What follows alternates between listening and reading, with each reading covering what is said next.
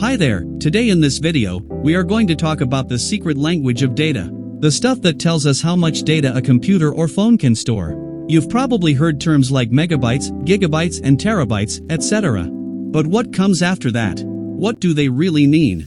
What stage are we in now, and how much information humanity has created? Let's find out everything. As we know, computers store and process data using binary units, and these start with the smallest piece called a bit. So, a bit is the smallest unit of information a computer can understand. It can only have two values, 0 or 1. Think of it like a switch where 0 means off, and 1 means on. Every piece of digital data, from text and music to photos and videos, is made up of billions of these on and off signals. A single bit by itself does not tell much. But when bits are grouped together, they form patterns that represent numbers, letters, colors, or images. Next is the nibble, which is made up of 4 bits. Since each bit has two possible states, 0 or 1. The total number of combinations is 2 raised to the 4th power is 16.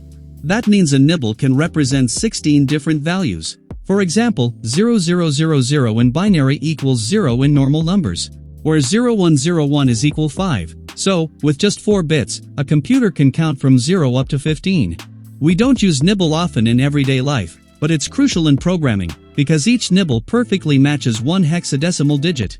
For example, the binary 1010 is simply A in hex, and 1111 is F. Then comes byte, which has 8 bits or 2 nibbles. Using the same rule, 2 raised to the 8th power is 256. That means a single byte can hold 256 different values, from this to this. And that's enough to store one character, such as the letter A, a number, or a symbol. Inside the computer, A is actually stored as the binary pattern of this, which is exactly 1 byte long. So if you type a short message with 100 letters, it takes about 100 bytes to store it. Then comes the kilobyte, or KB. Now from here onwards, the size of each unit becomes about 1024 times larger than the one before it. This happens because computers use the binary system, which is based on powers of 2. In binary math, 2 raised to the 10th power is equal to 1024, which is close to 1000. So while people usually think in thousands, computers work in 1024s. That's why storage sizes grow by that specific number instead of neat multiples of 10. So, 1 kilobyte is equal to 1024 bytes.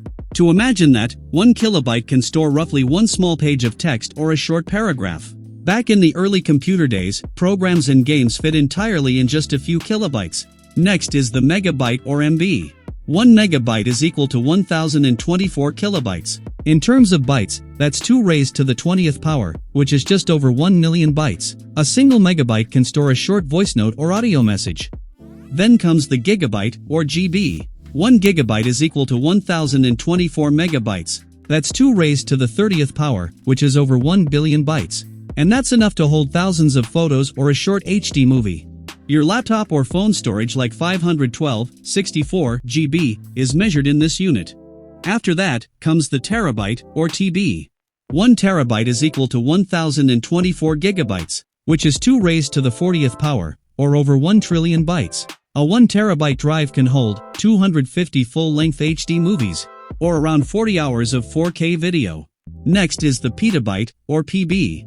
In bytes, that's 2 raised to the 50th power, which is roughly over 1 quadrillion bytes.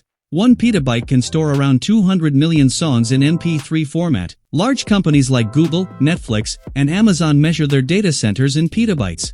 Beyond that is the exabyte, or EB.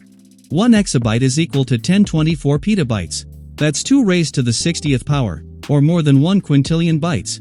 At this level, we're talking about massive global data. The total amount of data transferred across the entire internet every day is now measured in exabytes. In fact, a few years ago, the global monthly internet traffic crossed the 100 of exabyte marks. And then comes the giant, the zettabyte, or ZB.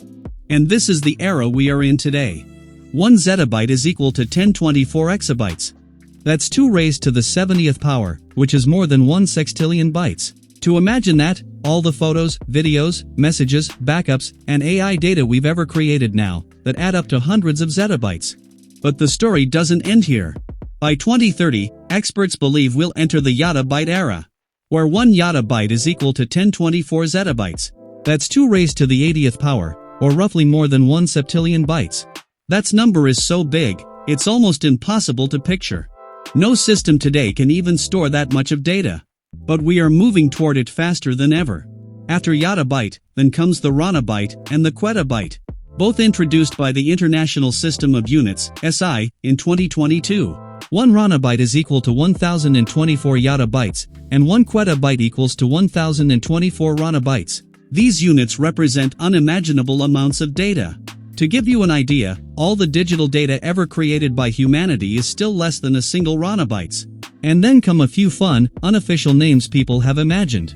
The Saganbyte, named after astronomer Carl Sagan and his famous billions in billions phrase. Then there's the Helabyte, Brontabyte, Petabyte, Alphabyte, Cryotbyte and many more. But, they are not official scientific terms, but fun reminders that human imagination always runs ahead of technology. So, that's all for today's video. I hope this video helped you to understand things a little better. If it did, please give it a like and subscribe the channel. And you can also tell me in the comments what kind of videos you'd like to see next.